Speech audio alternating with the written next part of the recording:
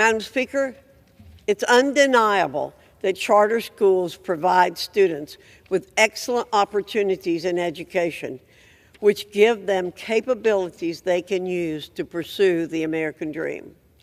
When students are allowed to learn in an environment that works best for them and one that accounts for their individual proficiencies, they flourish. This is a simple fact. Those who fight tooth and nail to prop up failing public schools can rest assured that the Education and Workforce Committee will not be joining them in their future efforts. Instead, the committee will continue to promote choice. We can pretend that Virginia Foxx is alone on this issue where she sits around and pretend that school choice is this wonderful idea to give parents control over their students' education and that the federal government has no role to play in public education. The problem with this way of thinking, the problem with all of this is just what we know. Virginia Foxx is bought and sold by private schools. Not only is she bought and sold by private schools, she is the remnant of a generation that watched and went to school during segregation. Now, I know none of my colleagues on the other side of the aisle will admit to being racist. And I don't think they are. But when you look at the rhetoric and you hear the talking points and look at the legislation that's put forward, what are we to say?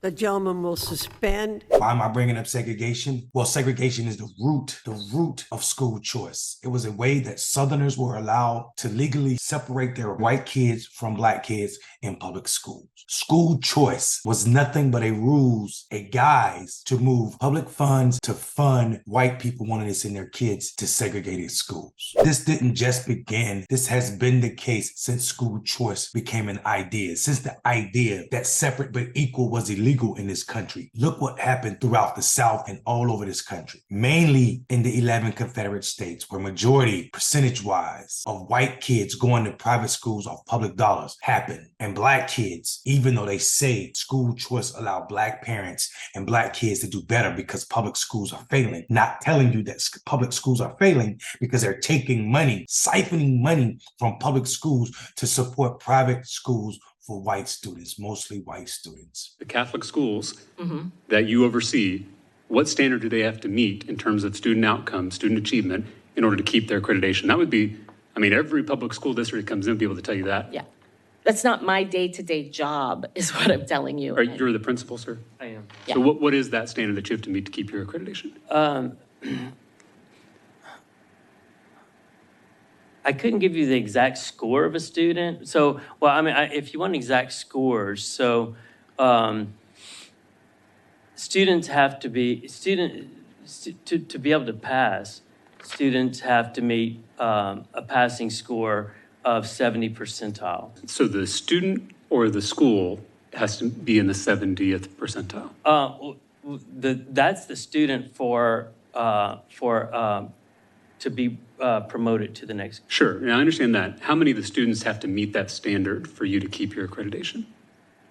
I don't think we have a requirement of how many students have to meet that. Okay. As far as I'm I want to make sure the committee heard that. This is the case. Look at every study. Majority of people attending white school are wealthier white people getting tax credits and school stipends, vouchers, while poor black and white and other kids, mainly black and brown kids, are forced to stay in these schools that are underfunded by these racist practices to take monies away from public schools, public monies away from public schools to support the same white people that said their kids shouldn't be in school with black and brown folk. We continue to repeat history because we continue to pretend that it's not history. School choice is nothing other than a way to keep white students in 90% or higher white schools. We are suffering in this country because we are not paying public schools or funding public schools in a way they should.